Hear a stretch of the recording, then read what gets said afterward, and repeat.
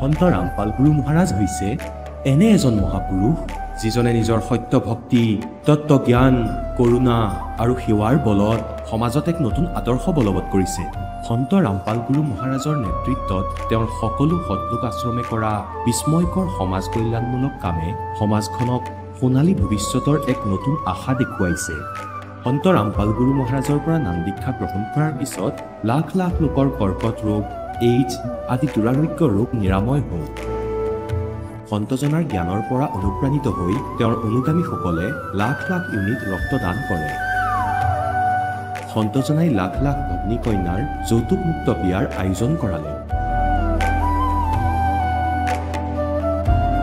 সন্তজনাই লাখ লাখ মানুহক ড্ৰাগছ আসক্তিৰ পৰা মুক্ত কৰিলে। কোটি কোটি ধ্বংসপ্ৰাপ্ত পৰিয়াল শান্তিত লাগিল। সন্তজনাৰ আশ্ৰমত সমাৱেশৰ সময়ত বিনামূলীয়া চকুৰ চিকিৎসা আৰু দন্ত চিকিৎসাৰ ব্যৱস্থা কৰা হয়। সন্ত ৰামপাল গুৰু মহাৰাজৰ দ্বাৰা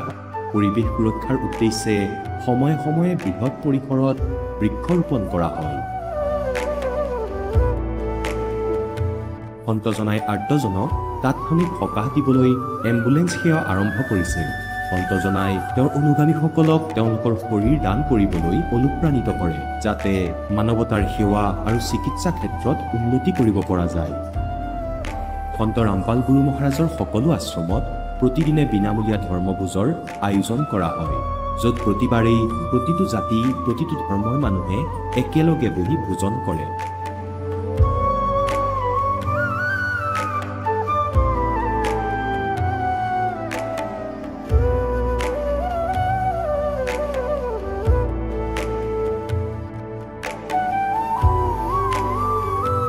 সন্ত ৰামপাল গুৰু মহাৰাজৰ আশ্ৰমত সহস্ৰাধিক বৃদ্ধ বৃদ্ধাই শ্ৰদ্ধা আৰু মৰমেৰে জীৱন যাপন কৰাৰ সুযোগ পায়। তেওঁলোকৰ থকা খোৱাৰ আৰু স্বাস্থ্যৰ সম্পূৰ্ণ দায়িত্ব সন্ত ৰামপাল গুৰু মহাৰাজে বহন কৰে। অনাথ শিশুৰ বাবে সন্ত ৰামপাল গুৰু মহাৰাজৰ সকলো আশ্ৰম বিশেষ বৰদানতকৈ কম নহয়, য'ত তেওঁলোকক শিক্ষা, সংস্কাৰ আৰু ভৱিষ্যতৰ বাবে উন্নত সুবিধা প্ৰদান কৰা হয়। বানপানী, ভূঁইকঁপ বা মহামাৰী যিয়েই নহওক, সন্ত ৰামপাল গুৰু মহাৰাজ আৰু তেওঁৰ অনুগামীসকল সদায় আৰ্তজনৰ বাবে আগ্ৰনোৱা হৈ থাকে। কোভিড মহামাৰীৰ সময়ত সন্ত ৰামপাল গুৰু মহাৰাজৰ আশ্ৰমৰ পৰা কোটি কোটি লোকক খাদ্য, ঔষধ আৰু জীৱন ৰক্ষক সামগ্ৰী যোগান ধৰা হৈছিল। দুখীয়াক সকাহ কৰাই হওক বা যিকোনো শোষিত বা নিপীড়িত শ্ৰেণীৰ অধিকাৰ আৰু মৰ্যাদাৰ বাবে যুঁজ দিয়াই হওক, সন্ত ৰামপাল গুৰু মহাৰাজে সদায় তেওঁলোকৰ সকলো ন্যায্য দাবী চৰকাৰৰ ওচৰলৈ লৈ গৈছে আৰু তেওঁলোকক উপযুক্ত ন্যায় প্ৰদানৰ ক্ষেত্ৰত গুৰুত্বপূৰ্ণ ভূমিকা পালন কৰি আহিছে। সমাজত আধ্যাত্মিক আৰু সামাজিক মূল্যবোধৰ প্ৰতি সজাগতা অনাৰ প্ৰতিটো পদক্ষেপতে সন্ত ৰামপাল গুৰু মহাৰাজ মানৱতাৰ প্ৰকৃত সেৱক হিচাপে প্ৰমাণিত হৈছে। সন্ত ৰামপাল গুৰু মহাৰাজৰ জীৱনে আমাক শিকাইছে যে প্ৰকৃত সেৱা সেইটোহে যিটো নিস্বাৰ্থভাৱে কৰা হয়। আহক আমিও এই মহান সন্তজনৰ এই মহান সেৱাৰ কামত যোগ দিওঁ আৰু সন্ত ৰামপাল গুৰু মহাৰাজৰ পৰা নাম দীক্ষা লৈ আমাৰ জীৱন ধন্য কৰি তোলোঁ।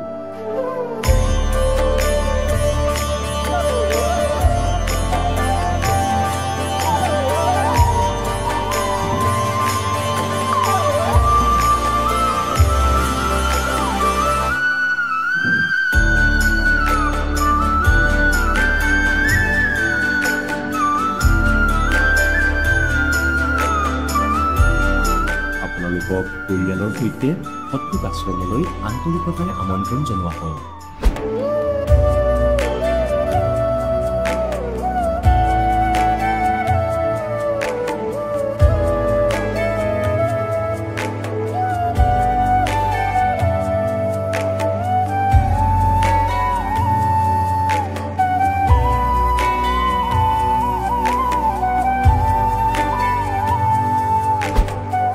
গীতা অধ্যায় 18 62 নম্বৰ শ্লোকত ভগৱানে নিজেই কৈছে যে অৰ্জুন সেই পৰমেশ্বৰৰ শৰণত যোৱা, যাৰ কৃপাত পৰম শান্তি আৰু চিৰন্তন স্থান অৰ্থাৎ সত্যলোক প্ৰাপ্ত হ'ব। সেইজন পৰমেশ্বৰ কোন, ক'ত থাকে, কেনেকুৱা? এই কথা জানিবলৈ অনুগ্ৰহ কৰি অৱশ্যেই শুনক জগতগুৰু তত্ত্বদৰ্শী সন্ত ৰামপাল গুৰু মহাৰাজৰ অমৃত বচন, সকলো পবিত্ৰ ধৰ্মৰ পবিত্ৰ শাস্ত্ৰৰ আধাৰত। নমস্কাৰ ছাৰ। নমস্কাৰ ছাৰ, কি নাম আপোনাৰ? মোৰ নাম ইন্দেশ্বৰ মাহাতো। ছাৰ আপুনি ক'ৰ পৰা আহিছে? মই যোৰহাট ডিষ্ট্ৰিক্ট তিলিকিয়াম বেজগাঁও অসমৰ পৰা আহিছোঁ। আপুনি সন্ত ৰামপাল গুৰু মহাৰাজৰ পৰা নাম দীক্ষা কেতিয়া লৈছিল? মই 2023 চনৰ 18 জুনত লৈছোঁ। তেখেতৰ পৰা নাম দীক্ষা লোৱাৰ আগতে আপুনি কেনেধৰণৰ ভক্তি সাধনা কৰিছিল? মই সৰুৰে পৰা আধ্যাত্মিকতাৰ লগত জড়িত থাকোঁ। সদায় সৰুৰ পৰাই মই পূজা পাতল কৰোঁ আৰু ব্ৰহ্মা বিষ্ণু মহেশক পূজা কৰোঁ, তুলসীত জল অৰ্পণ কৰোঁ, শিৱলিংগত সেইখিনি ইত্যাদি বিভিন্ন ধৰণৰ পূজা কৰোঁতে মোৰ সময় 1 ঘণ্টামান লাগি যায়। এতিয়া অৱশ্যে নাম দীক্ষা লোৱাৰ পিছৰ পৰা মই এইটো সহজ ভক্তি সাধনা পাইছোঁ। আৰু সেই সাধনা যে আপুনি কৰি আছিলে, পৰম্পৰাগত যি সাধনা কৰি আছিলে, সেই সাধনাৰ দ্বাৰা আপুনি কিবা লাভ পাইছিলনে? সেইখিনি সাধনাৰ পৰা লাভ বুলিতো ক'ব পৰা নাই, মনৰ পৰা কিছুমান অনুভৱ কৰোঁ লাভ হৈছে বুলি, কিন্তু এতিয়াই গম পাইছোঁ সেইখিনি লাভ হোৱা নাছিলে। একচুৱেলি কথাটো এইটোৱে যে আমি যিখিনি সাধনা কৰিছিলোঁ সেইখিনি শাস্ত্ৰ অনুকূল নাছিলে, সেইচব শাস্ত্ৰৰ বিৰুদ্ধ সাধনা আছিলে। এতিয়া গম পাইছোঁ যিখিনি এতিয়া আমি ধৰ্মীয় গ্ৰন্থখিনি আমি খুলি চাইছোঁ, আজি শিক্ষিত সমাজে বহুতে চোৱা নাই, আজি বহুতে চাইছে। আমি এতিয়া শাস্ত্ৰ অনুকূল ভক্তি কোনটো, শাস্ত্ৰ বিৰোধ ভক্তি কি, সেইখিনি এতিয়া চাইহে গম পাইছোঁ আমি সেইখিনি সাধনা যিবিলাক কৰিছিলোঁ সেইবিলাক ব্যৰ্থ সাধনা কৰিছিলোঁ। এতিয়া শাস্ত্ৰ অনুকূল আমাৰ যিটো গীতা বেদ আধাৰত আমাৰ সদগুৰু ৰামপালজী মহাৰাজে ধৰ্মীয় গ্ৰন্থৰ পৰা উলিয়াই নিষ্কৰ্ষ উলিয়াই পেলাই আমাক সাধনা দিছে আৰু সেইটোৱে পৰমাত্মাক পাবৰ কাৰণে মুখ্য সাধনা হিচাপে দিছে। আপুনি পূৰ্বতে যিবিলাক সাধনা কৰি আছিলে তাৰ দ্বাৰা ক'লে যে আপুনি কোনো ধৰণৰ লাভ পোৱা নাছিলে আৰু সেই সাধনা আপুনি পৰম্পৰাগতভাৱে আপুনি কৰি আহিছিলে, আৰু বৰ্তমান আপুনি সন্ত ৰামপাল গুৰু মহাৰাজৰ পৰা নাম দীক্ষা লোৱাৰ পিছত কেনেধৰণৰ লাভ পাইছে? লাভ বুলি ক'বলৈ গ'লে তেখেতৰ লাভখিনি আমি বৰ্ণনা কৰিবলৈ গ'লে সময় বহুত লাগিব, তথাপিও মই কওঁ প্ৰথম কথা হৈছে কি আমি অন্ধকাৰ জীৱনত সকলোৱে আমি আছিলোঁ। আজি অন্ধকাৰ সকলো মানৱ সমাজে অন্ধকাৰ জীৱনত আছিলোঁ, কিন্তু সদগুৰু ৰামপালজী মহাৰাজে আমাক বেদত যে ইমান ধুনীয়া খাজনা, আমাৰ খাজনা সোমাই আছে, সেইখিনি আমাৰ পৰমাত্মা পাবৰ কাৰণে সেই খাজনাখিনি উলিয়াই দিছে, পৰমাত্মা কি ধৰণে পাব পাৰি। সেইকাৰণে মানৱ জীৱনৰ যে মুখ্য উদ্দেশ্য পৰমাত্মা প্ৰাপ্তি, সেই কথাটো আমি সদগুৰু ৰামপালজী মহাৰাজৰ পৰাই গম পাইছোঁ। কিন্তু ইয়াৰ আগত কিন্তু মানৱ জীৱনৰ প্ৰধান উদ্দেশ্য বুলি জীৱিকাৰ ক্ষেত্ৰতহে গম পাইছিলোঁ, কোনোবাই ডক্টৰ, কোনোবাই ইঞ্জিনিয়াৰ, আন কোনোবা প্ৰফেশ্যনেল, সেইটোহে গম পাওঁ জীৱনৰ মুখ্য উদ্দেশ্য কি। কিন্তু এতিয়া গম পাইছোঁ যে গীতা বেদত আমাক এই মনুষ্য শৰীৰটো দিছেই আমাৰ পৰমাত্মা প্ৰাপ্তিৰ কাৰণে। ছাৰ এই ক্ষেত্ৰত আৰু এটা কথা জানিব খুজিম, বহুতে কয় যে ভক্তি আচলতে বৃদ্ধ বয়সতে কৰিব লাগে। এই ক্ষেত্ৰত ছাৰ আপোনাৰ পৰা জানিব বিচাৰিছোঁ যে ভক্তি কৰাৰ কোনো সময়সীমা আছে নেকি ছাৰ? ভক্তি কৰাৰ যিহেতু সময়সীমা নাথাকে, যেতিয়াই আপোনাৰ ঈশ্বৰে আপোনাক কৃপা কৰে, সৎবুদ্ধি যেতিয়াৰ পৰা দিয়ে তেতিয়াৰ পৰা আপোনাৰ ভক্তি আৰম্ভ হয়। যেতিয়া ধ্ৰুৱ প্ৰহ্লাদে 5 বছৰ বয়সতে ধ্ৰুৱই যেতিয়া এই ভক্তি পাইছিলে তেতিয়াৰ পৰা তেখেতে ভক্তি সাধনা কৰিলে। প্ৰহ্লাদো সৰু খুব কম বয়সতে ভক্তি সাধনা পাই পেলাই তেখেতেসকলে ভক্তি সাধনা কৰিছিলে। ঠিক তেনেকৈ আজি আমাৰ নৱপ্ৰজন্মই বহুতে আমাৰ ছ'চিয়েল মিডিয়া পৰমাত্মা সৎসংগবিলাক চাইছে, চাই ভালো লাগে, ভাবে কিছুমানে হয়তো যে আমি এই ভক্তি সাধনাটো এদিন আমিও কৰিম, নহ'লে নকৰিলে আমি 84 লাখ ইউনিলৈ গুচি যাব লাগিব, এই ভক্তি সাধনা আমি কৰিম, ভাবিম, এনেকৈ ভাবি আছে হ'ব। কিন্তু ইয়াত এটা মই তেখেতসকলে মই অনুগ্ৰহ কৰিব বিচাৰিছোঁ যে তেখেতসকলে যেতিয়া ভাবি থাকিম বুলি কৈ থাকোঁতে যদি জীৱনটো শেষ হৈ যায় তেতিয়াতো তেখেতে এই জীৱনটো আৰু ঘূৰাই নাপায়, পাব 84 লাখ ইউনিলে আকৌ ভ্ৰমিব, 84 লাখ ইউনি ভ্ৰমাৰ পিছত আকৌ মনুষ্য জন্ম পাব, তেতিয়া ভক্তি পাব। কিন্তু ভক্তি পালোঁ কি হ'ব, সৎগুৰু নাপায়। সেইকাৰণে এতিয়া বিশ্বত সৎগুৰু ৰামপালজী মহাৰাজে তেখেতে 1 নম্বৰ প্ৰথম তত্ত্বদৰ্শী সন্ত হিচাপে পৰিচিত, তেখেতে পৰমাত্মাক পোৱাৰ ৰাস্তা বিধি দেখুৱাব পাৰে। আপুনি ক'লে যে সন্ত ৰামপাল গুৰু মহাৰাজ বিশ্বৰ একমাত্ৰ তত্ত্বদৰ্শী সন্ত, আৰু আমাৰ ভাৰতবৰ্ষত লাখৰ তুলনাত আধ্যাত্মিক গুৰু আছে। এই ক্ষেত্ৰত ছাৰ আমি কেনেকৈ নিৰ্ণয় কৰিম যে সন্ত ৰামপাল গুৰু মহাৰাজে প্ৰকৃত সৎগুৰু তত্ত্বদৰ্শী সন্ত হয়? আমাৰ বাকী শ্ৰদ্ধালুসকলৰ মাজৰ পৰা আমি কেনেকৈ বাছি উলিয়াম? হয়, মানে গুৰুৰ ভেদ থাকে, গুৰু আৰু সৎগুৰুৰ মাজত পাৰ্থক্য আছে। আপোনাৰ গুৰু বহুত আছে, তো যিখিনি গুৰু আছে সিহঁতে ড্ৰেছ পোছাক কৰি পেলাই মানুহক আকৰ্ষণীয় কৰে, কোনোবাই ৰঙা, কোনোবাই ক'লা, বিভিন্ন ধৰণৰ ড্ৰেছবিলাক, কোনোবাই দাড়ি থাকে, কিছুমান চুলি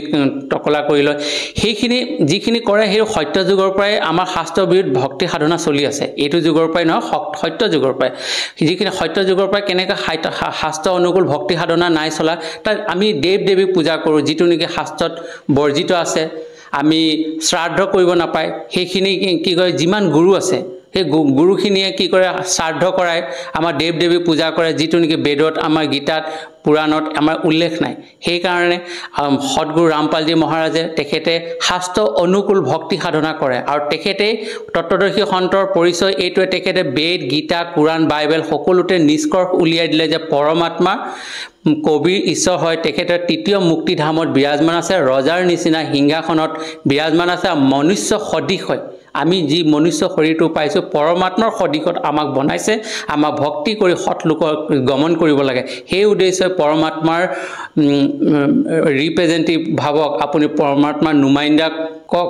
পৰমাত্মাৰ স্বৰূপ কক তেখেতে সদগুৰু ৰামপালজী মহাৰাজ হয় তেখেতে তত্ত্বদৰ্শী হিচাপে আমাক এই সৎলোকলৈ যাবৰ কাৰণে আমাৰ পৃথিৱীত আহিছে ছাৰ আপুনি ক'লে যে সন্ত ৰামপাল গুৰুমাজে কবিদেৱক পৰমাত্মা বুলি প্ৰমাণ কৰি দেখুৱাইছে আৰু বাকী আমাৰ যিসকল হিন্দু সমাজত প্ৰচলিত শ্ৰদ্ধালুৱে আমাক কৈ আহিছে যে ব্ৰহ্মা বিষ্ণু মহেশে অজৰমৰ হয় শ্ৰীকৃষ্ণক পূৰ্ণ পৰমাত্মা বুলি আমি ভক্তি সাধনা কৰি আহিছোঁ এই ক্ষেত্ৰত ছাৰ আমি কেনেকৈ মানি ল'ম আপোনালোকৰ গুৰু সন্ত ৰামপাল গুৰুমাজে কবিদেৱক পৰমাত্মা বুলি কৈছে এইটো ছাৰ কেনেকৈ আমি মানি ল'ম হয় চাওক মই এটা কথা ক'ব বিচাৰিম মই হিন্দু সম্প্ৰদায় হিচাপে মই কৈছোঁ আমি শ্ৰীকৃষ্ণক মোৰ আগত এই সদগুৰু ৰামপালজী মহাৰাজৰ চৰণত নহাৰ আগত মই শ্ৰীকৃষ্ণক সৰ্বা ভাবিছিলোঁ মৃত্যুঞ্জয় ভাবিছিলোঁ কিন্তু ঠিক আছে মই মানি লৈছোঁ মই শ্ৰীকৃষ্ণ বিশ্বৰ পৰমাত্মা বুলি কিন্তু এই শ্ৰীকৃষ্ণৰ বিষয়ে কোৰাণত লিখা আছে জানো মুছলমান সম্প্ৰদায় মানি ল'বনে নলয় খ্ৰীষ্টান মানুহখিনিয়ে মানি ল'বনে শ্ৰীকৃষ্ণ পৰমাত্মা বুলি কাৰণ শ্ৰীকৃষ্ণ তেখেতৰ গ্ৰন্থ লিখা নাই শ্ৰীকৃষ্ণৰ বিষয়ে কোৰাণত লিখা নাই মুছলমানৰ ক্ষেত্ৰত বাইবেলত খ্ৰীষ্টানসকলৰ তাত লিখা নাই গুৰু গ্ৰন্থ চাহেবেতো ধৰ্মগ্ৰন্থটো লিখা নাই শ্ৰীকৃষ্ণৰ বিষয়ে কিন্তু কবিৰ ঈশ্বৰৰ বিষয়ে গুৰু গ্ৰন্থ চাহেবত কোৰাণত খ্ৰীষ্টান ধৰ্মত বাইবেলত হিন্দু ধৰ্ম বেদত গীতাত সকলোতে কবিৰ ঈশ্বৰৰ নাম উল্লেখ কৰা আছে আৰু যিখন কবিৰ ঈশ্বৰৰ নাম উল্লেখ নাথাকে সেইটো ধৰ্মীয় গ্ৰন্থ হিচাপে পৰিচিত নহয় সেইজনে সৃষ্টিৰ মালিক যিজন কবিৰ ঈশ্বৰে 6 দিনত সৃষ্টি কৰিছিল 7 নম্বৰ দিনত তেখেতে সিংহাসনত বিৰাজমান কৰিছিল ছাৰ আপুনি এটা সুন্দৰ কথা ক'লে যে সকলো সৎগ্ৰন্থত আচলতে যি প্ৰমাণ পোৱা যায় সেই প্ৰমাণৰ আধাৰতে পৰমাত্মা বুলি আমি ভক্তি সাধনা কৰিব লাগে এই ক্ষেত্ৰত ছাৰ আপুনি প্ৰমাণৰ সৈতে কৈছে যে সকলো সৎগ্ৰন্থতে কবিদেৱ পৰমাত্মা বুলি আপোনালোকৰ সদগুৰু ৰামপাল গুৰু মহাৰাজে আপোনালোকক প্ৰমাণ দেখুৱাইছে এই ক্ষেত্ৰত ছাৰ আৰু এটা কথা জানিব খুজিম যিহেতু বহুতে কয় যে গুৰু সলনি কৰিলে পাপ হয় গুৰু সলনি কৰিব নাপায় আৰু এনে ক্ষেত্ৰত আমাৰ ভাৰতবৰ্ষত লাখৰ তুলনাত আধ্যাত্মিক গুৰু আছে আপুনিও এজন অসমৰ বাসিন্দা হিচাপে আপুনি অসমৰ বিভিন্ন শ্ৰদ্ধালুৰ শৰণ গ্ৰহণ কৰি ভক্তি সাধনা কৰিব পাৰিলে হয় তেনে ক্ষেত্ৰত ছাৰ আপুনি হাৰিয়ানা প্ৰান্তৰ নিবাসী সন্ত ৰামপাল গুৰুমাজৰ শৰণ গ্ৰহণ কৰিলে এই ক্ষেত্ৰত ছাৰ আপুনি কি ক'ব বিচাৰে চাওক মই গুৰু সলনি কৰিব লাগে বুলি এইটো কাৰণে কওঁ আপোনাৰ বেমাৰ এটা হৈ আছে বেমাৰটোৰ আপুনি এটা মেডিকেলত ট্ৰিটমেণ্ট কৰিছে ট্ৰিটমেণ্টত ভাল হোৱা নাই তেতিয়া আপুনি কি কয় আন এখন হস্পিটেলত এডমিট কৰিব তাত ফৰৱাৰ্ড কৰে ডক্টৰো ফৰৱাৰ্ড কৰে না আপুনি এই বেমাৰটো সেইটো মেডিকেললৈ গৈ পেলাই আপুনি নিৰাময় হ'ব পাৰে ঠিক তেনেকৈ যেতিয়া মই শাস্ত্ৰ অনুকূল ভক্তি কৰা নাছিলোঁ শাস্ত্ৰবিদ আমি নজনাকৈ শাস্ত্ৰবিদ যিটো নেকি আমি পৰম্পৰাগত হিচাপে শাস্ত্ৰবিদ ভক্তি সাধনা কৰিছিলোঁ দেৱ দেৱীক পূজা কৰিছিলোঁ মুখ্য কোন ইষ্টদেৱ সেইটোও নাজানো বিভিন্ন দেৱ দেৱীক পূজা কৰোঁ ব্ৰহ্মা বিষ্ণু মহেশ কোনোবাই ব্ৰহ্মাক শ্ৰেষ্ঠ ভাৱে কোনোবাই বিষ্ণু কোনোবাই শিৱক তেতিয়া সবৰে মনৰ ভাৱ ধাৰণা বেলেগ বেলেগকৈ আমি কিন্তু তাত কোনো ভক্তি সাধনা কৰিবলৈ জীৱনৰ কোনো মানে সিদ্ধি কোনো ক্ষেত্ৰত পোৱা নাছিল তেতিয়া মই দেখিলোঁ যে নহয় এই কিতাপখনে জীৱনত আমাৰ এটা দিশ নিৰ্ণয় কৰিছে যে আমি শাস্ত্ৰ অনুকূল ভক্তি কোনটো শাস্ত্ৰ বিৰুদ্ধ ভক্তি কোনটো সেইখিনি আমি পাৰ্থক্য আমি এই কিতাপখনৰ ধৰ্মীয় গ্ৰন্থৰ পৰাহে গম পাইছোঁ কিন্তু ধৰ্মীয় গ্ৰন্থ যেতিয়া আমি নপঢ়োঁ আৰু সৎগুৰুৰ শৰণত নাহোঁ তেনেহ'লে আমি কিতাপখিনিৰ পৰা আমি একো লাভান্বিত হ'ব নোৱাৰোঁ যদিহে আমি সৎগুৰুৰ শৰণত নাহোঁ ছাৰ আপুনি সন্ত ৰামপাল গুৰুমাজৰ পৰা নাম দীক্ষা লোৱাৰ পিছত আৰু পাৰিবাৰিকভাৱে অন্য কিবা লাভ পাইছেনে পাৰিবাৰিক হিচাপে এতিয়া বৰ্তমান মই এটা বীজ ৰোপণ কৰিছোঁহে এই বীজটোৱে এদিন প্ৰফুল্লিত হ'ব তেতিয়া মই ভক্তি সাধনা কৰাৰ লগে লগে সমাজখনে এদিন দেখিব যে এই পৰমাত্মাৰ বাণীৰ পৰা কিমানখিনি উপকৃত হৈছে সেইকাৰণে এতিয়া বৰ্তমান মই বৃক্ষ ৰোপণ কৰিছোঁ আৰু এইটোৱেই নহয় যে মানুহে লাভৰ ক্ষেত্ৰতেই নহয় নিস্বাৰ্থ হিচাপে ঈশ্বৰৰ প্ৰতি প্ৰেম ভাৱ থাকিব লাগিব আমাৰ আত্মা আৰু পৰমাত্মাৰ আমাৰ আত্মাৰ মালিক হৈছে পৰমাত্মা আমাৰ ঈশ্বৰৰ প্ৰতি আমাৰ নিস্বাৰ্থ নিস্বাৰ্থ প্ৰেম থাকিব লাগিব লাভৰ ক্ষেত্ৰত কোনোবা আহিছে ভাল কথা কিন্তু নিস্বাৰ্থ হিচাপে আহিব লাগে সেই হিচাপে মই নিস্বাৰ্থ হিচাপেও আহিছোঁ কিন্তু এটাই কথা ভাবোঁ যে মোৰ জীৱনত এতিয়া লাভান্বিত হৈছোঁ যদি মই ভৱিষ্যতে লাভান্বিত নহ'লেও এটা কথা মই গম পালোঁ সম্পূৰ্ণ যে পৰমাত্মাৰ বাদে এই পৃথিৱীত আপোন কোনো নহয় তেখেতেই পিতা তেখেতেই মাতা আৰু তেখেতে লাভ আৰু লোকচানৰ কথা নাই তেখেতে সকলো জানে তেখেতে জানেই জান হয় সেইকাৰণে মই ঈশ্বৰৰ অবিহনে মই জীয়াই থাকিব নোৱাৰোঁ ছাৰ আমি যেতিয়া আপোনালোকৰ গুৰু সন্ত ৰামপাল গুৰু মহাৰাজৰ ভক্তসকলৰ অনুভৱ শুনো তেওঁলোকে কয় যে সন্ত ৰামপাল গুৰু মহাৰাজৰ পৰা নাম দীক্ষা লোৱাৰ পিছতে নিচাৰ দৰে মানে বদ অভ্যাসত ত্যাগ কৰিব পাৰি নিচা পৰিত্ৰাণ কৰিব পাৰি এই ক্ষেত্ৰত ছাৰ কিমান দূৰ সত্য প্ৰকৃততে সন্ত ৰামপাল গুৰু মহাৰাজৰ পৰা নাম দীক্ষা ল'লে নিচা ত্যাগ কৰিব পাৰিনে সঁচাকৈ পাৰি সঁচাকৈ যেতিয়া আপুনি সদগুৰু ৰামপালজী গুৰু চৰণত আহে শুদ্ধ মনেৰে আহে আপুনি শুদ্ধ মনেৰে যেতিয়া আহিব তেতিয়া পৰমাত্মাৰ দয়া আপোনাৰ লগে লগেই আৰম্ভ হয় আৰু আপুনি নিচা কি আপোনাৰ একো এটা বেয়া কাম কৰিবলৈ আপোনাৰ মনে নিবিচাৰে ছাৰ আপুনি এজন শিক্ষিত যুৱক হিচাপে মই আপোনাৰ পৰা আৰু এষাৰ কথা জানিব খুজিছোঁ যিহেতু আমাৰ হিন্দু সমাজত প্ৰচলিত পৰম্পৰা হিচাপে আমাৰ ধৰ্মগুৰুসকলে আমাক কৈ আহিছে যে ভক্তি কৰি স্বৰ্গলৈ যাব পাৰি মুক্তি হয় আৰু আপোনালোকৰ সন্ত ৰামপাল গুৰু মহাৰাজে তেখেতৰ মংগল প্ৰবচনত কয় যে সৎলোকলৈ যাব পাৰি ভক্তি কৰি আৰু তাৰ পৰা পুনৰ উভতি আহিব এই পৃথিৱীলৈ নালাগে এই ক্ষেত্ৰত ছাৰ অলপ বুজাই কওকচোন আচলতে স্বৰ্গ আৰু সত্যলোক ইয়াৰ মানে পাৰ্থক্যটো কি ছাৰ আপুনি ভালেই প্ৰশ্ন সুধিলে এইটো সঁচাকৈ বিষয়বস্তুটো জানিবলগীয়া কথাটো এইটোৱে চাওক আমি পৰম্পৰাগত সাধনা কৰিলে আমি টপ মোষ্ট যিটো পজিশ্যন বুলি কয় স্থান হয় স্বৰ্গ বুলি কয় কিন্তু স্বৰ্গ এতিয়া গম পালোঁ সদগুৰু ৰামপালজী মহাৰাজৰ অমৃত প্ৰবচনৰ পৰা আৰু আমি শাস্ত্ৰ অনুকূল ভক্তি সাধনাৰ পৰা গম পাইছোঁ যে স্বৰ্গ হৈছে এটা ৰেষ্টুৰেণ্ট মানে আপোনাৰ বিশ্ৰাম আপুনি যিখিনি পুঁজি এটা উদাহৰণৰ সৈতে মই আপোনাক জনাব বিচাৰোঁ আপুনি যেতিয়া আপুনি ধন সংগ্ৰহ কৰিলে আপুনি যেতিয়া বিভিন্ন কষ্ট কৰিবলৈ ধন সংগ্ৰহ কৰিলে সেই ধন সংগ্ৰহখিনি আপুনি কোনোবা এটা ৰেষ্টুৰেণ্টত গৈ পেলাই বিশ্ৰাম লৈ পেলাই সেইখিনি খৰচ কৰিলে খৰচ কৰাৰ পিছত আপোনাৰ পুঁজিটো শেষ হ'ল শেষ হোৱাৰ লগে লগে আপোনাৰ সেই ৰেষ্টুৰেণ্টৰ পৰা আপুনি নিজেই ওলাই আহিবলৈ বাধ্য হ'ব যদি আপুনি ওলাই নাহে ৰেষ্টুৰেণ্টৰ মালিকে আপোনাক উলিয়াবলৈ বাধ্য হয় ঠিক তেনেকৈ আমাৰ যিবোৰ পুণ্য কৰ্ম যিখিনি আমি কাৰোবাক সহায় কৰিছোঁ কাৰোবাৰ দুখীয়াক সহায় কৰিছোঁ বানপানী পীড়িত মানুহ সহায় কৰি বিভিন্ন ধৰণৰ আপুনি সহায় কৰাৰ বিনিময়ত আমাৰ পুণ্য জমা হয় আমি চৰাই পক্ষীক দানা দিওঁ তেনেকুৱা ধৰণৰ যিখিনি পুণ্য অৰ্জন হয় সেইখিনি আমি কি কৰোঁ স্বৰ্গত আমি স্থান পাওঁ স্বৰ্গত স্থান পাওঁ কোনোবা দেশৰ কাৰণে যুদ্ধ কৰিবলৈ যি দেশৰ কাৰণে মৃত্যুবৰণ কৰে সেই সকলো স্বৰ্গত স্থান পায় সেইখিনিয়ে যেতিয়া মৃত্যুবৰণ কৰিছে স্বৰ্গত স্থান পোৱাৰ পিছত তেখেতৰ ম্যাদ থাকে স্বৰ্গৰ ম্যাদ যেতিয়া শেষ হৈ যায় পুণ্য শেষ কৰাৰ পিছত তেখেতসকলক আকৌ পৃথিৱীলৈ আকৌ পঠিয়াই দিয়ে পৃথিৱীত আকৌ পঠিয়াই দিয়াৰ লগে লগে আকৌ আমি জন্ম মৃত্যু মানে আপোনাৰ 84 লাখ ইউনিট কুকুৰ ছাগলী মেকুৰী মাছ বিভিন্ন ধৰণৰ ইউনিট আমি জন্ম গ্ৰহণ কৰিব লাগিব জন্ম হ'বলৈ মৃত্যু হ'বলৈ এই 84 লাখ ইউনিট শেষ হোৱাৰ পিছত এবাৰ মানৱ শৰীৰ দিয়ে ঈশ্বৰে এইটো আমাৰ মানৱ শৰীৰ এইটো কাৰণেই দিয়া হয় যি নেকি আমি মানৱ শৰীৰটো হৈছে পৰমাত্মাৰ শৰীৰ হয় পৰমাত্মাৰ নিজৰ স্বৰূপত আমাৰ মানৱ শৰীৰটো দিছে যাতে পৰমাত্মাক প্ৰাপ্ত কৰিব পাৰি আৰু ছাৰ সত্যলোকৰ কথা ক'লে যে সত্যলোক আচলতে কি হয় সৎলোকটো এতিয়া গম পাইছোঁ সদগুৰু ৰামপালজী মহাৰাজৰ চৰণত অহাৰ পিছত যে আমাৰ তৃতীয় মুক্তিধাম সৎলোক আছে আমিতো স্বৰ্গৰ কথা কৈছিলোঁ এতিয়া স্বৰ্গৰ ওপৰতো মহাস্বৰ্গ আছে মহাস্বৰ্গৰ ওপৰতো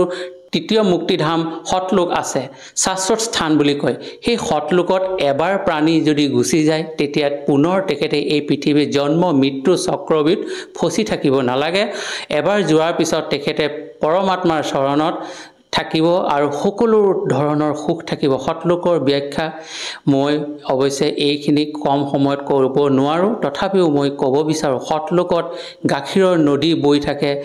আপোনাৰ ফল বৃক্ষৰে আপোনাৰ সকলো সৌন্দৰ্যৰে সকলো আমাৰ ঘৰ নিৰ্মাণ আছে ধুনীয়া অট্টালিকা ধুনীয়া আপোনাৰ উদ্যান আছে আপোনাৰ মানে সকলো সুখেৰে ভগা সুখৰ সাগৰ বুলি সৎলোকক নামাকৰণ কৰা হয় তাত সুখেই সুখ আছে তাত দুখ বোলা বস্তুটো নাই ছাৰ আপুনি স্বৰ্গ আৰু সত্যলোকৰ পাৰ্থক্য দাঙি ধৰিলে যুক্তিপূৰ্ণভাৱে আপুনি পাৰ্থক্য দাঙি ধৰিলে এই ক্ষেত্ৰত ছাৰ যিসকল দৰ্শকে আপোনাক টিভি স্ক্ৰীণত আজি প্ৰত্যক্ষ কৰি আছে আৰু এনেকুৱা বহু লোক আছে যিসকল নেকি মাৰাত্মক ৰোগত আক্ৰান্ত হৈ মৃত্যুৰ সৈতে যুঁজি আছে ছাৰ সেইসকল লোকৰ বাবে আপুনি কি বাৰ্তা দিব খোজে তেওঁলোকে যাতে সন্ত ৰামপাল গুৰু মহাৰাজৰ নাম দীক্ষা লৈ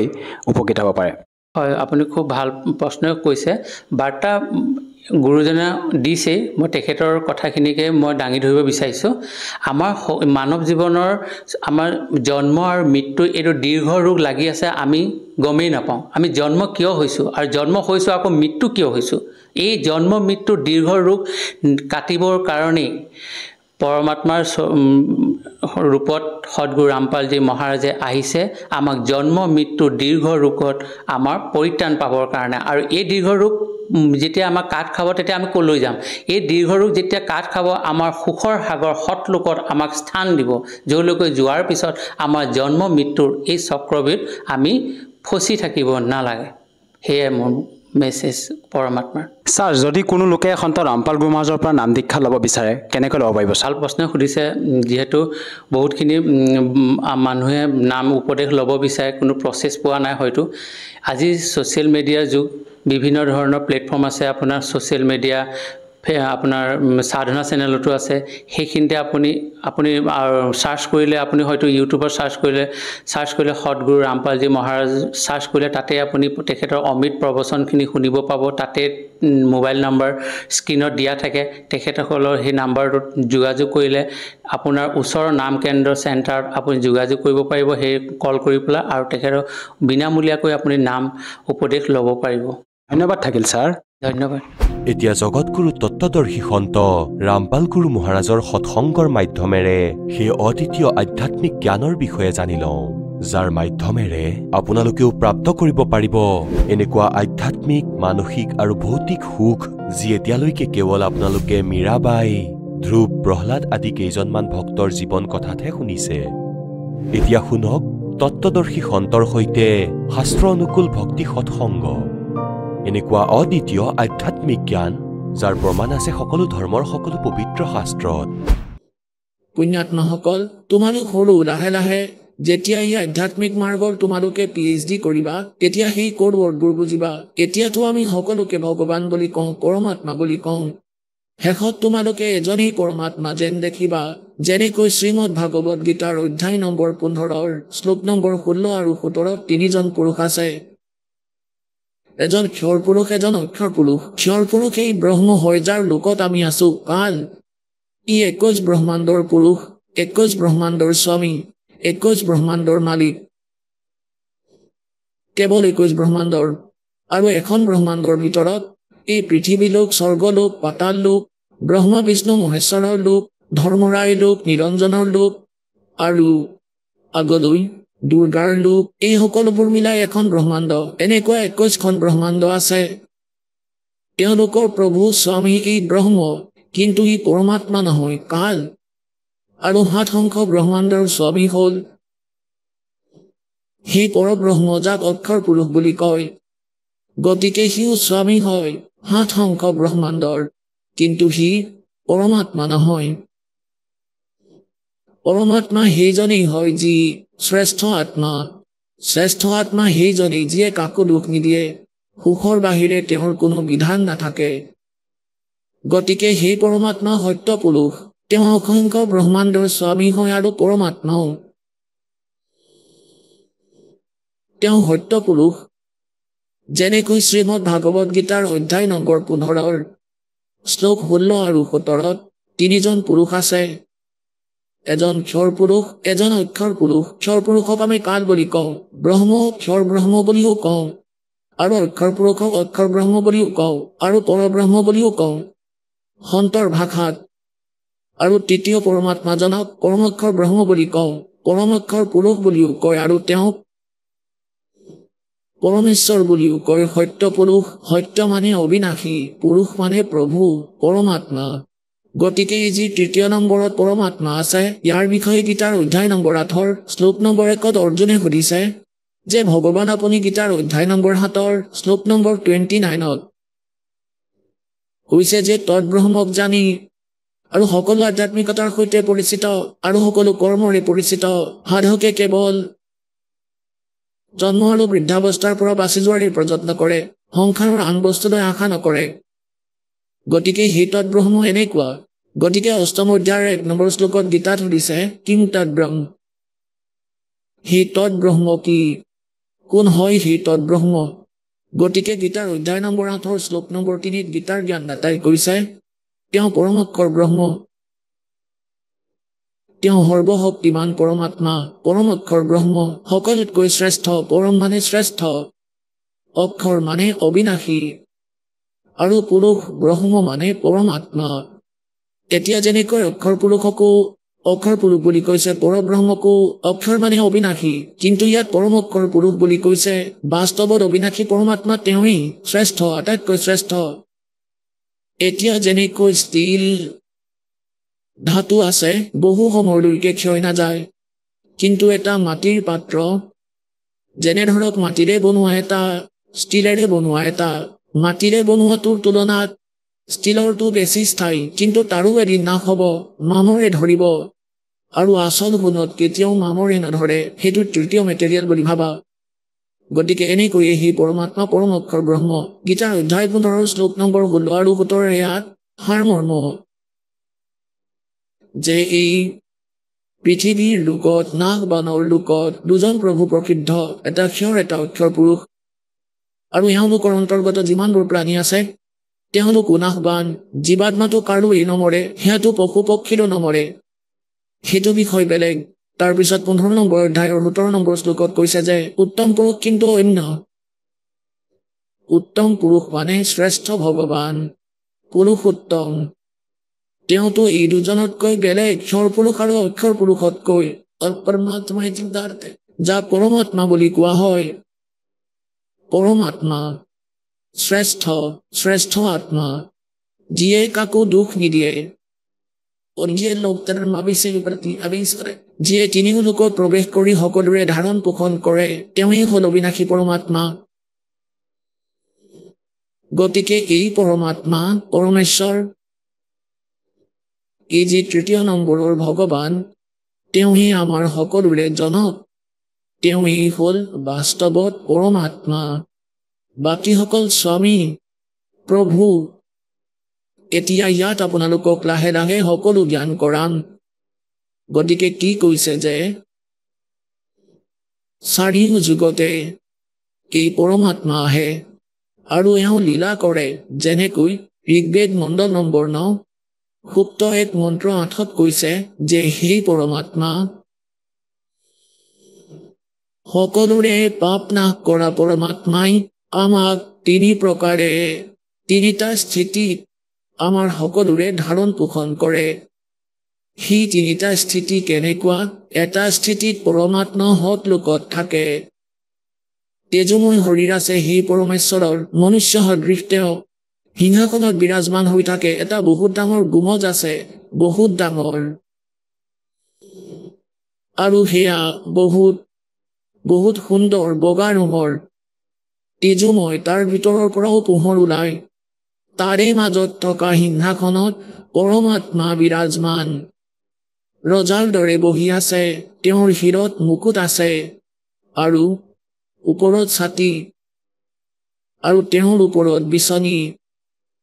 নিজে নিজেই বিছা গৈ থাকে যেতিয়া ইচ্ছা কৰে, বাকী এনে বেলেগো থাকে। গতিকে সেই যি স্থান, সেয়া হ'ল পৰমাত্মাৰ প্ৰথম স্থিতি। তাৰপিছত সেই ভগৱানে, সেই পৰমাত্মাই নিজৰ অন্য ৰূপ ধাৰণ কৰি, নিজৰ শৰীৰক সৰল কৰি, কাৰণ তাত যিজন পৰমাত্মা বহি আছে, পৰমেশ্বৰ, পৰমক্ষৰ ব্ৰহ্ম, তেওঁৰ এডাল নোমৰ গুৰিত, এডাল নোম কোৱা বা এডাল নোমৰ গুৰি কোৱা, নোমটো চুলিডালক কয়, গুৰি য'ৰ পৰা চুলিডাল ওলায়, সেই পৰমাত্মাৰ এডাল নোমৰ গুৰিৰ সুবাত ইমান পোহৰ আছে, কোটি সূৰ্য মিলাই দিয়া, কোটি চন্দ্ৰ, সেয়াও কম হ'ব। গতিকে সেই পৰমাত্মাৰ এনেকুৱা উজ্জ্বল শৰীৰ আছে, মনুষ্য সদৃশ, শিৰত মুকুট আছে, আৰু তাত পৰমাত্মাক বিচি থাকে শংখ বোলে নিজৰ মালিকক। যিসকল ইয়াৰ পৰা যায়, চিধা ভগৱানৰ ওচৰলৈ যায়, চৰণত প্ৰণাম জনাই, তেওঁ পৰমাত্মাই বুকুৰে সাৱতে প্ৰত্যেককে। তাৰপিছত তাত বিচে আদৰেৰে, তাৰপিছত কয় পুত্ৰ আৰামত থাকা, তোমাৰ বনাই থোৱা মহল তাত খালিয়ে পৰি আছিল, জিৰণি লোৱা, ভুল হ'ল বাৰু তোমাৰ, কিন্তু কোনো কথা নাই কোৱা হয় যিয়ে নিজৰ ভুলক বুজি পায় তেন্তে সেই ভুলক ভুল বুলি নকয় আৰু আমি যুগ যুগ ধৰি ভুল কৰি আছো ইয়াত গতিকে তেওঁৰ সেয়া প্ৰথম স্থিতি তাৰ পিছত পৰমাত্মাই নিজৰ শৰীৰক পাতল কৰি দ্বিতীয় স্থিতিত কি কৰে এটা শিশু ৰূপ ধাৰণ কৰে আৰু প্ৰত্যেক যুগৰে ভিতৰত আৰম্ভণিত এটা সৰোবৰৰ ভিতৰত কমলৰ ফুলত আহি এটা নৱজাতক শিশুৰ ৰূপ ধাৰণ কৰি বিৰাজমান হয় তেওঁ কোনো মাকৰ পৰা জন্ম নলয় আৰু এই ব্যৱস্থা পৰমাত্মাৰী তেতিয়া তাৰ পৰা কোনো নিসন্তান দম্পতীয়ে উঠাই লৈ যায় আৰু লাহে লাহে যেতিয়া বালকটো এটা বালকৰ দৰে পৰমাত্মাই নিজৰ লীলা কৰে কম বয়সতেই 4-5 বছৰৰ আয়ুসতেই ডাঙৰ ডাঙৰ বিদ্বানক হাবাথুৰি খুৱাই দিয়ে লাহে লাহে ডাঙৰ হয় আৰু এক ভাল নাগৰিকৰ ভূমিকা কৰে হাতেৰে কাম কৰি কমছে কম সংগ্ৰহ কৰে জুপুৰিত থাকে আগতেতো এনেও প্ৰায় এই মহলবোৰ কমেই আছিলে জুপুৰি আছিলে সকলোৰে গতিকে পৰমাত্মাই এনেকুৱা লীলা কৰে কাৰণ ভগতে অধিক সংগ্ৰহ কৰাৰ আৱশ্যকতা নাই ভগত সেইজনেই হয় যিয়ে সেই লোকৰ পৰম্পৰাৰ পৰা আঁতৰি আধ্যাত্মিক পৰম্পৰাৰে নিজৰ জীৱন নিৰ্বাহ কৰে তাৰ আধাৰতে চলে তেওঁকহে ভগত বুলি কয় অন্যথা যেনে ভক্তি মাৰ্গত চলা কোনো ব্যক্তিয়ে কোনো মাৰ্গত চলি আছে ভ্ৰমণ যাত্ৰা কৰি আছে তেন্তে তেওঁ কমছে কম ওজন লৈহে আগবাঢ়িব পাৰিব আৰু এয়া আপোনালোকে ভালদৰে জানে যে যেতিয়া মানুহে আগতে যাত্ৰা কৰিবলৈ খোজকাঢ়ি গৈছিল তেতিয়া এখন মোনাত হৈছিলে কান্ধত তাত চাদৰ আৰু এযোৰ ধুতি কুৰ্তা নাথিং এলছ গতিকে কোৱাৰ ভাৱ এইটোৱেই যে আমি যাব বিচাৰিছো সকলোকলৈ কিন্তু ইয়াৰে ওজন বেছি কঢ়িয়াব বিচাৰিছো এইটো ঘৰ মোৰ এই গাড়ী মোৰ 5টা প্লট লৈ লৈছো আৰু ইমান একৰ মাটি কিনি ললো ৰজা হৈ গলো এই ৰাজ্য মোৰ এই সকলোবোৰ মূৰত লৈ আছে এক খোজো যাব পৰা নাই এতিয়া আমাৰ জ্ঞান হ'ব যে আমি ইমান ওজন কঢ়িয়াব নালাগে যাতে যাত্ৰাত অসুবিধা নহয় সেইবাবে কমছে কম সংগ্ৰহ কৰক আৰু এই পৰম্পৰা যি আমি বনাই লৈছো এয়াই আমাৰ দুখৰ মূল শিপা হয় দুখৰ বিয়া বাৰুত মানুহে দেখুৱাব খোজে ড্ৰামা কৰে নাচা গোৱা ডিজে বজোৱা কি কথা এইবোৰ আমি বহুত দেখিছো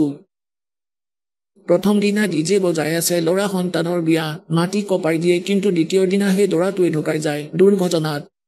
এতিয়া বুকু ফালি কান্দি আছা এতিয়া বজোৱা ডিজে গতিকে এনেকুৱা লেতেৰা লোকত আমি এনেকুৱা পৰম্পৰা বনাই জীৱন নাশ কৰি আছো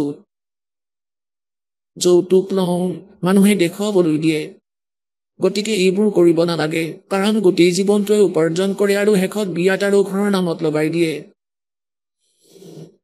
গতিকে আমি চিম্পল ঘৰ ভগৱানে যিমানখিনি এলাও কৰে সিমানেই বনোৱা লাগিলে এটা জুপুৰি বনাই লোৱা যদি দয়া কৰে ভগৱানে তেন্তে পকা ঘৰ বনোৱা যদি সক্ষমতা আছে এটা ভালদৰে বনোৱা জুপুৰিয়ে সিমানেই কাম কৰিব যিমান এটা মহলে কৰে আগতে মানুহে জুপুৰি বনাইছিলে সেইটোৱে গৰম ঠাণ্ডাৰ পৰা প্ৰটেক্ট কৰিছিলে আজিকালি এচিও ইমান কাম নকৰে যিমান সেইটোৱে কৰিছিলে গতিকে যিয়েই নহওক এই কাল পৰিস্থিতি যিহেতু সলনি হৈছে আমি যেনেকুৱাই ঘৰ বনাই নাথাকো কিয় যাতে ভগৱানে বেয়া নাপায় আৰু এই পৰম্পৰাবোৰ কম কৰক যাতে যেনেকৈ আজিকালি আমাৰ পৰম্পৰা হৈ গৈছে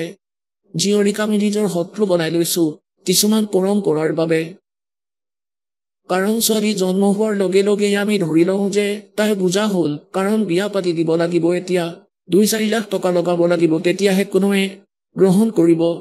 আকৌ তাইৰ সন্তান হ'ব ভাত মুখত দিয়া কেতিয়াবা কিবা আচৰিত কি আৱশ্যকতা এইবোৰ বস্তুৰ এইবোৰ নিজে বনোৱা মেন মেড গড মেড নহয় আৰু আমি এইবোৰ শেষ কৰিব লাগিব তেতিয়া ছোৱালীক চাব সকলোৱে বিচাৰিব ছোৱালী হোক কাৰণ একো বুজাই নাথাকিব আমাৰ ওপৰত ছোৱালী নাথাকিলে ল'ৰাৰনো কি কৰিব যদি কাৰোৱে ছোৱালী নহয় তেন্তে ল'ৰাৰ বিয়া কাৰ লগত পাতি দিব গতিকে আমাৰ বুদ্ধিত পাথৰ পৰি গৈছে আমি ভগৱানৰ পৰা দূৰ হৈ সমাজতে ৰঙীন হৈ গৈছো সেই দৃষ্টিকোণেৰেই ভাবিব ধৰিলো গতিকে এইবোৰ বাদ দিব লাগিব তেতিয়াহে ভক্তি কৰিব পাৰিম আমি সৎলোক যাব লাগিলে এই মৰ্যাদাবোৰ পালন কৰিব লাগিব যদি আপুনি বিদ্যাৰ্থী তেন্তে বিদ্যাৰ্থীৰ দৰেই কাম কৰা ভাল যদি সি গাধৰ পিঠিত উঠি গাঁৱত চাৰিওফালে ঘূৰি ফুৰে তেন্তে সি বিদ্যাৰ্থী নহয় পঢ়া শুনা বাদ দি এই প্ৰকাৰে আপোনালোকে এনেকুৱা পৰম্পৰা বাদ দিব লাগিব গতিকে কোৱাৰ ভাৱ এইটো যে পৰমাত্মাই স্বয়ং আহি লীলা এটা কৰি দেখুৱায় যে ভগতৰ বাবে ইমানখিনি যথেষ্ট তাতকৈ বেছি নহয় কবিৰ চাহেবে কয় কাহা চনাবে মেৰিয়া ये लंबी बीत उसारे घर तो 3.5 हाथ बैगणात पड़े 4 কি প্ৰসংগ চলি আছে ডাঙৰ ডাঙৰ ৱাল থিয় কৰাই দীঘল দীঘল বেৰ দি লৈছে তাৰে ভিতৰত ওখ ওখ ঘৰ বনাইছে মহল হাবেলি বনাই আছে পৰমাত্মাই কয় करता 3.5 हाथ गणात पड़े 4 3.5 हुठ ইয়াত 3.5 হাতক হুঠ হাত বুলি কৈছে এই যেখন হাত ইয়াৰ পৰা ইয়ালৈকে কিলাকুটিলৈ ইয়াক 1 হাত বুলি কয় আৰু প্ৰত্যেক স্ত্ৰী অথবা পুৰুষৰ নিজৰ শৰীৰ 3.5 হাতৰ হয় এই 3 সম্পূৰ্ণকৈ আৰু আধা ইমানখিনি হয় পৰমাত্মাই কয় তুমি লাগিলে 4 মহলীয়া ঘৰ নবনোৱা কিয় 20টা কোঠালীৰ ঘৰ এখন বিচনাৰ ইমানখিনি স্থানতে শুবা তুমি কোনোবা এটা কোণত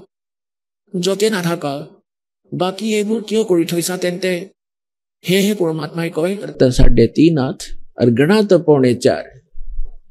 কোৱাৰ ভাৱ এইটো নহয় যে জুখি 3.5 হাতৰ বনাই লোৱা মানে আৱশ্যকতাতকৈ বেছি বনোৱাৰ প্ৰয়োজনীয়তা নাই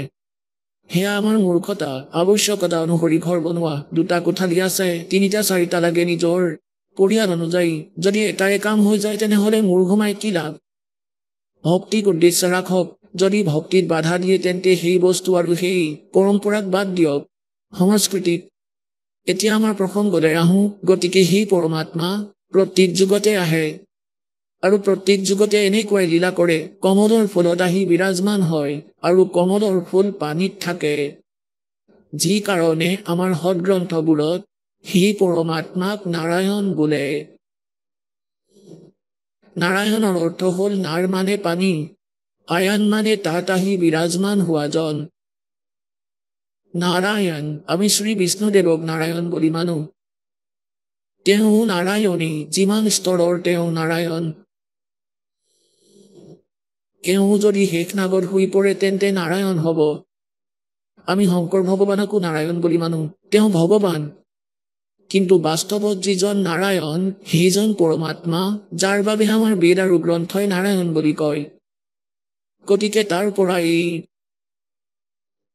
নিঃসন্তান দম্পতীয়ে উঠাই লৈ যায় গতিকে সত্যযুগত পৰমাত্মা যেতিয়া আহিছিল এজন বিদ্যাধৰ নামৰ ব্ৰাহ্মণ আছিলে আৰু দীপিকা নামৰ তেওঁৰ এগৰাকী পত্নী ধৰ্মপত্নী আছিলে তেওঁ সকলোৰ ঘৰৰ পৰা আহি আছিল নিজৰ পত্নীক লৈ গতিকে পৰমাত্মা পুখুৰীৰ ওপৰত বিৰাজমান হৈ আছিল পুখুৰীৰ ভিতৰত ফুলৰ ওপৰত শিশুলোক ধাৰণ কৰি বিৰাজমান হৈ আছিল তেওঁলোকৰ দৃষ্টি পৰিল আৰু কেঁচুৱাটো উঠাই ঘৰলৈ লৈ আহিল তাত প্ৰতিপালনৰ লীলা হ'ল লাহে লাহে ডাঙৰ হ'ল বহুত মনুৰ দৰে বিদ্বান বুলি ভবাসকলক বেদৰ সিহঁতক হাবাথুৰি খুৱাই দিছিলে দাতাই কিন্তু তেওঁক বামদেৱ বুলি ক'ব ধৰিলে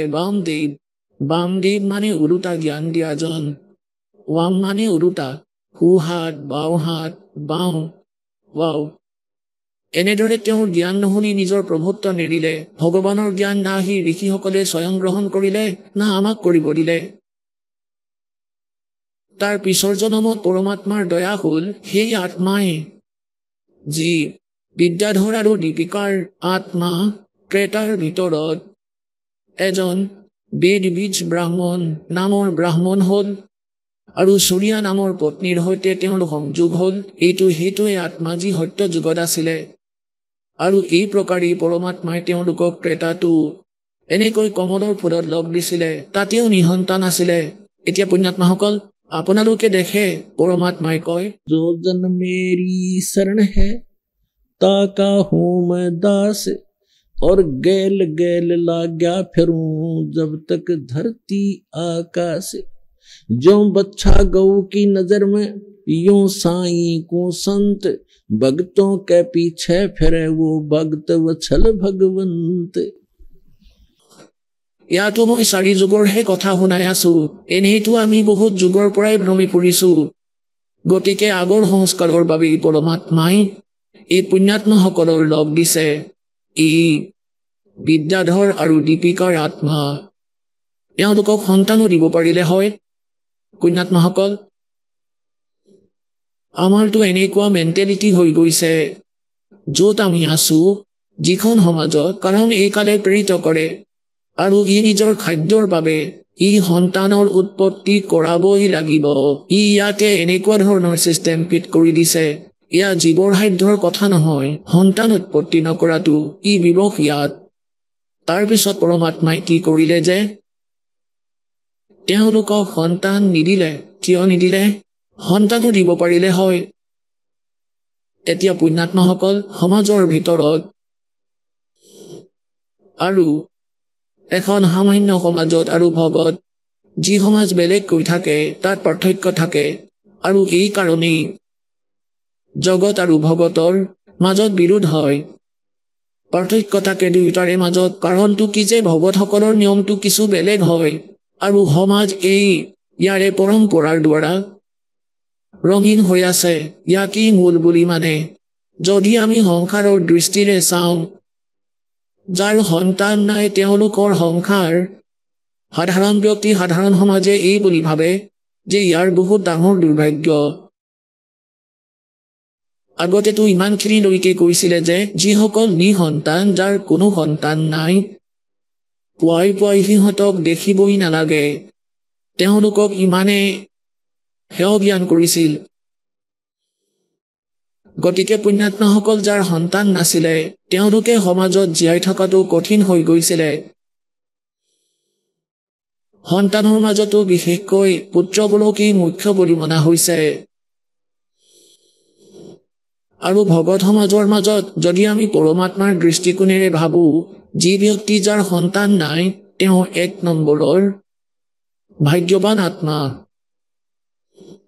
এতিয়া ইয়াত সমস্যা হ'ল যে সংসাৰে কি দৃষ্টিকোণেৰে ভাবে আৰু ভগৱানৰ বিধানে কি কয় এতিয়া তেওঁলোক পুণ্যাত্মা হয় কিয়নো এই মনুষ্য জীৱনৰ মূল উদ্দেশ্য আমাৰ মুক্তি কৰোৱা আৰু যদি সেই নিসন্তান দম্পতীয়ে এই জ্ঞান বুজি পায় সমাজৰ ফালে নাচাই বহুত সহজেই ভক্তি কৰি ইয়াৰ পৰা মুক্ত হ'ব পাৰিব এতিয়া ঠিকেই আছে বাৰু সন্তান হোৱাটো বেয়া বুলি কোৱা নাই ভগৱানে কিন্তু যি সন্তান ভগৱানৰ সৈতে জড়িত নহয় সি সদায় আপোনাক দুখহে দিব কাৰণ তাৰ বেয়া সংস্কাৰবোৰ লগতে থাকিব আগলৈ সংস্কাৰত পৰিৱৰ্তন ভগৱানে নকৰে কাৰণ সি জড়িত হোৱা নাই যদি সিহঁত দুখত থাকে তেন্তে আপুনিও লগতে দুখত থাকিব পিতৃ মাতৃও আৰু সেয়া ভক্তিৰ বাধক হ'ব কাৰণ আপোনাৰ টেনচনৰ কাৰণ হৈ থাকিব গতিকে এই কাৰণে পৰমাত্মাই যি ক'ব বিচাৰিছে যে যাৰ সন্তান নাই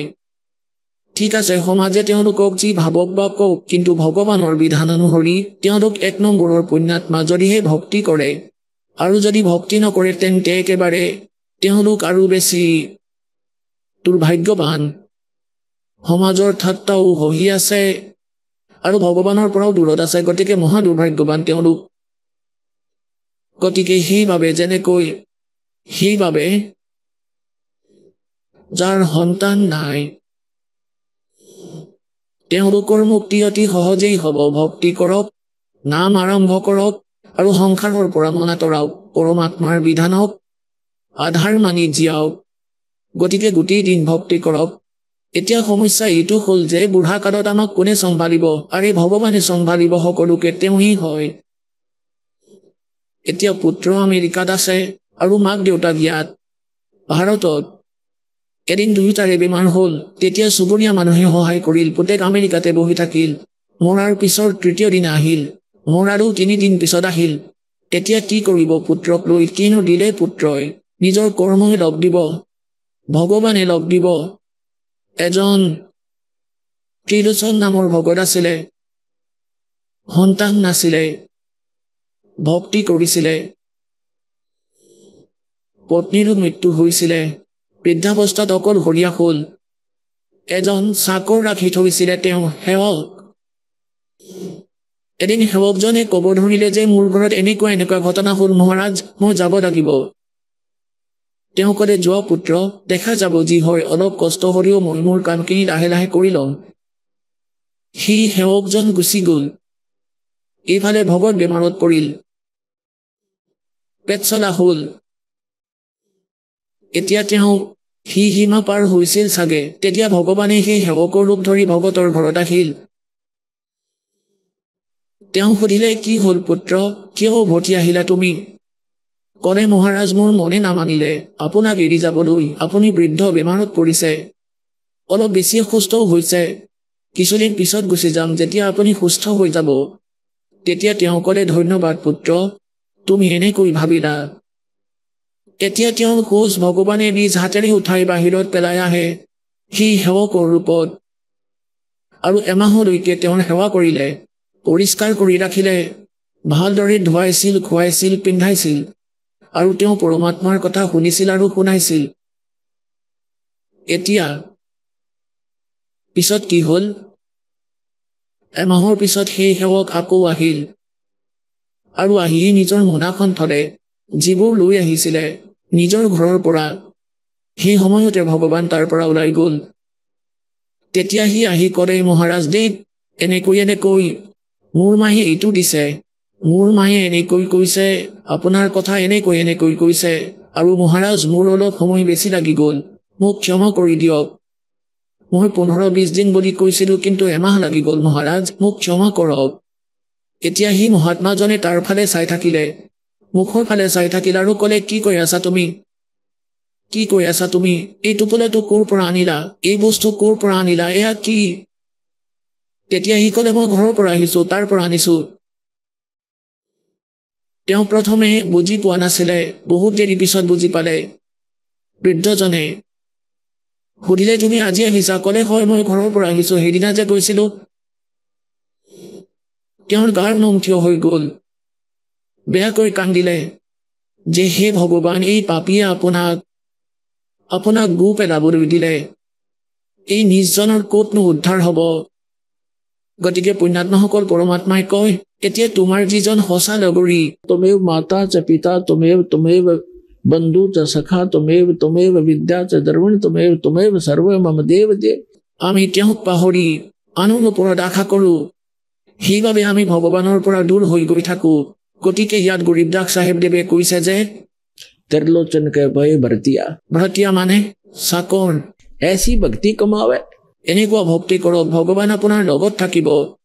গতিকে এই প্ৰকাৰে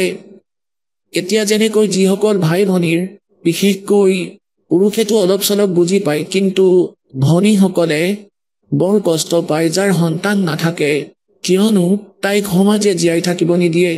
ঘৰলৈ গ'লে ঘৰৰ মানুহ মনে মনে থাকিলে ওচৰ পাজৰৰ মানুহ আহি যায় কিবা কাম লৈ আহিব আৰু এনেকৈ সুধিব বোৱাৰী ল'ৰা ছোৱালী হোৱা নাই নেকি এতিয়া শাহু মাকে কি ক'বনো নাই একো হোৱা নাই বহু বছৰ হৈ গ'ল বিয়া হোৱা এটাতো সন্তান লাগিছিলেই দিয়কচোন চাই লওক আন কাৰোবাক বিয়া পাতি দিয়ে যদি এতিয়া সি জীয়ৰীজনীৰ আৰু সমস্যাৰ সৃষ্টি কৰি দিলে আৰু এটা বিয়া পাতি দিব মানে সেইটো কথাই তাই পাহৰিলেও ওচৰ পাজৰৰ সম্পৰ্কে আহি মনত পেলাই দিব কোৱাৰ বাবে এইটোৱেই যে যেতিয়ালৈকে প্ৰাণীৰ জ্ঞান নহয় শান্তিত জীয়াই থাকিবলৈ নিদিব পুৰুষেতো বাহিৰতেই কাম কৰি থাকে কেতিয়াবা শুনে আওকাণ কৰি দিয়ে মনত বুজাই লয় কিন্তু সেই ভনীৰ সাধ্যৰ কথা নহয় শেষত তাই ইমান দুখী হৈ যায় যদি ভগৱানে সন্তান দিব বিচাৰে তেন্তে দিব যিয়েই নকৰা কিয় আহক আমি এতিয়া সেই শ্ৰদ্ধালুসকলৰ অনুভৱবোৰ জানো যিসকলে জগতগুৰু তত্ত্বদৰ্শী সন্ত ৰামপাল গুৰু মহাৰাজৰ পৰা দীক্ষা প্ৰাপ্ত কৰিছে তথা তেওঁ কোৱা ভক্তি মাৰ্গ এওঁলোকে অৱলম্বন কৰি আছে নমস্কাৰ কি নাম আপোনাৰ মোৰ নাম ভাৰতী কৰি ভাৰতী আপুনি ক'ৰ পৰা আহিছে মই বিলাসপুৰ ছত্তীশগড়ৰ সন্ত ৰামপালদেৱ মহাৰাজৰ পৰা নাম দীক্ষা আপুনি কেতিয়া ল'লে মই সন্ত ৰামপালদেৱ মহাৰাজৰ পৰা নাম দীক্ষা 6 জানুৱাৰী 2019ত লৈছিলোঁ সন্ত ৰামপালদেৱ মহাৰাজৰ পৰা নাম দীক্ষা লোৱাৰ আগতে আপুনি কি ভক্তি সাধনা কৰিছিলে?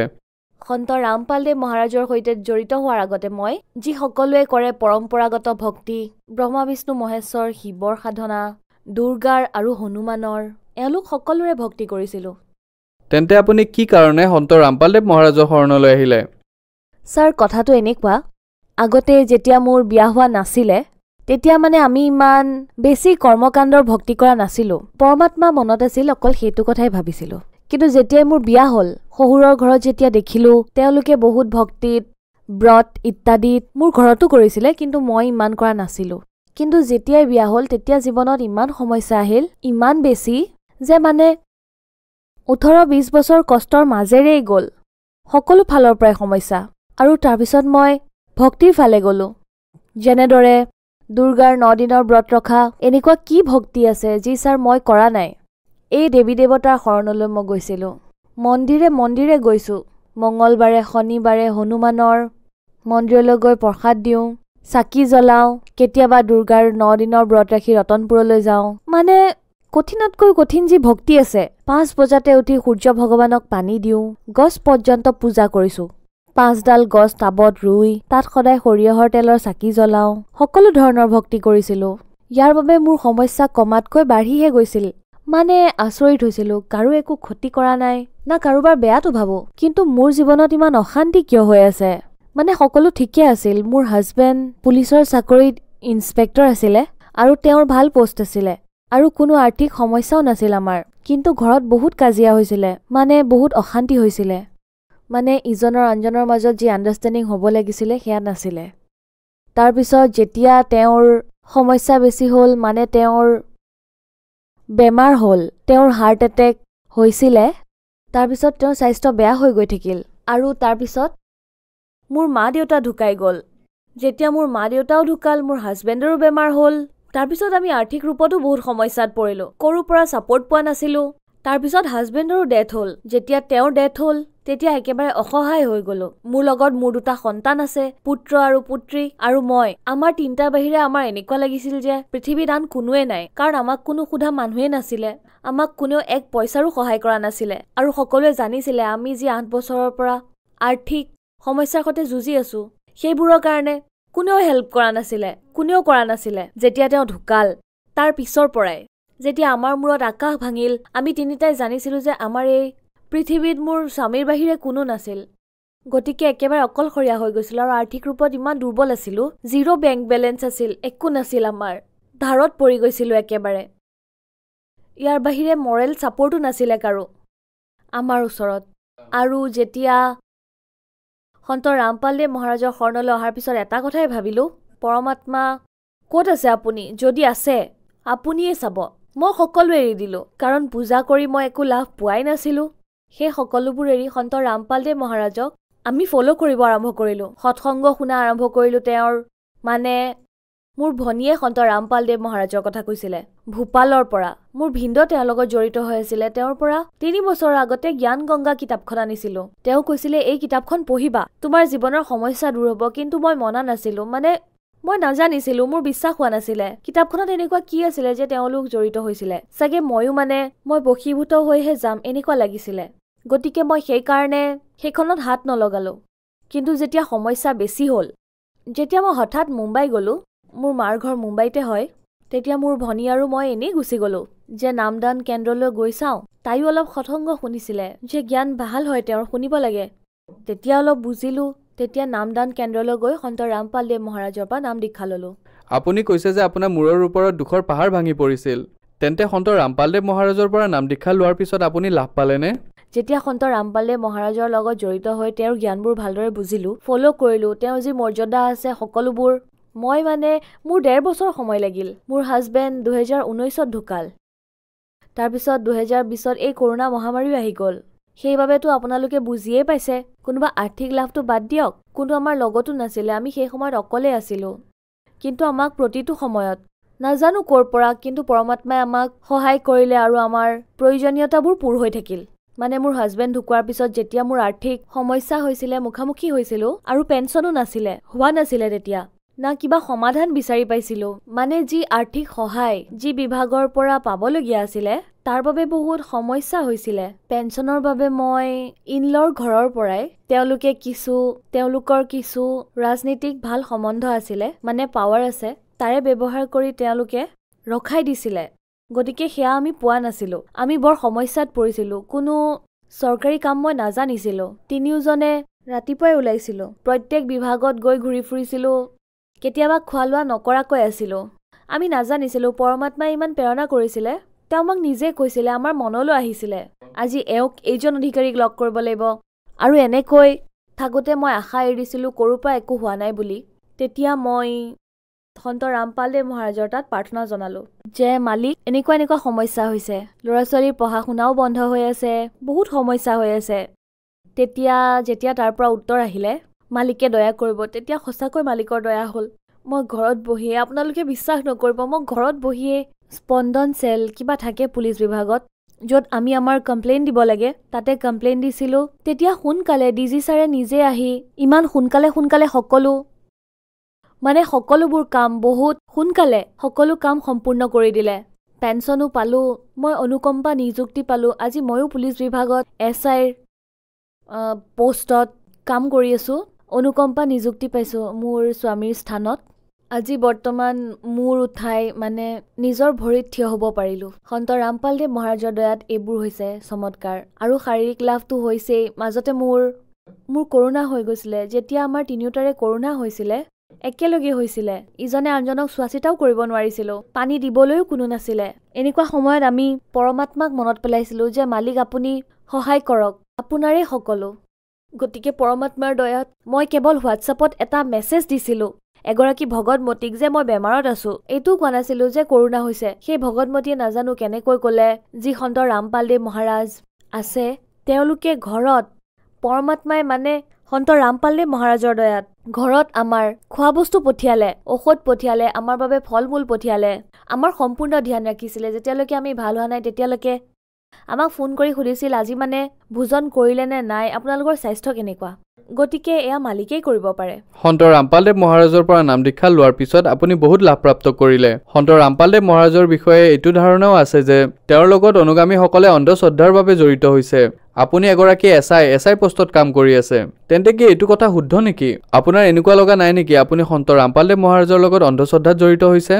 নাই অন্ধশ্ৰদ্ধাৰ বাবে জড়িত হোৱা নাই কাৰণ শ্ৰদ্ধা আৰু ভক্তি আমি আগতে বহুত কৰিলো কিন্তু যেতিয়া আমি এই জ্ঞান বুজিলো জ্ঞানৰ সৈতে জড়িত হলো যেতিয়া আমি এই জ্ঞান বুজিলো তেতিয়া আমাৰ ওপৰত আকাশ ভাঙি পৰিল কাৰণ যেতিয়া আমি গম পালো আমি যি ভক্তি সাধনা কৰি আছো আমি ভাবিছিলো যে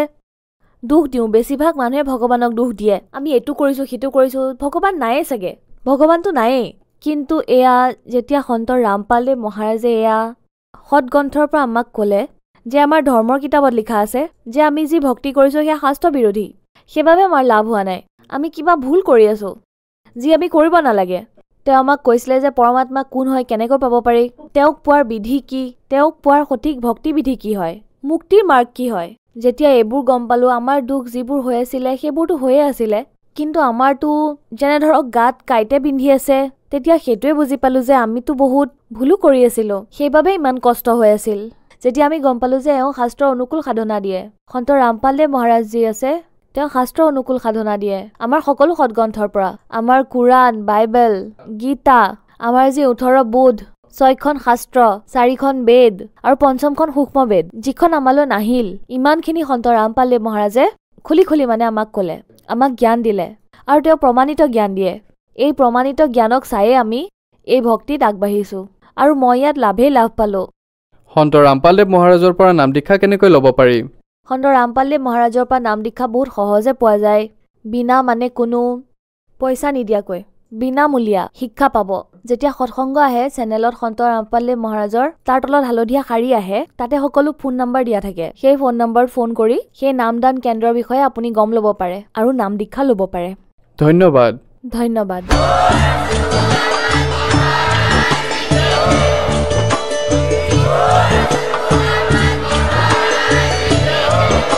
আপুনি শুনি আছিলে জগতগুৰু তত্ত্বদৰ্শী সন্ত ৰামপাল গুৰু মহাৰাজৰ মংগল প্ৰবচন অধিক জানিবৰ বাবে ভিজিট কৰক www.jagatgururampalji.org সন্ত ৰামপাল গুৰু মহাৰাজৰ শুভ আশীৰ্বাদত সমগ্ৰ বিশ্বতে 500তকৈ অধিক নাম দীক্ষা কেন্দ্ৰ আছে, য'ত সন্ত ৰামপাল গুৰু মহাৰাজৰ দ্বাৰা বিনামূলীয়াকৈ নাম দীক্ষা দি থকা হৈছে। আপোনাৰ ওচৰৰ নাম দীক্ষা কেন্দ্ৰৰ ঠিকনা জানিবলৈ সম্পৰ্ক কৰক 7082208528।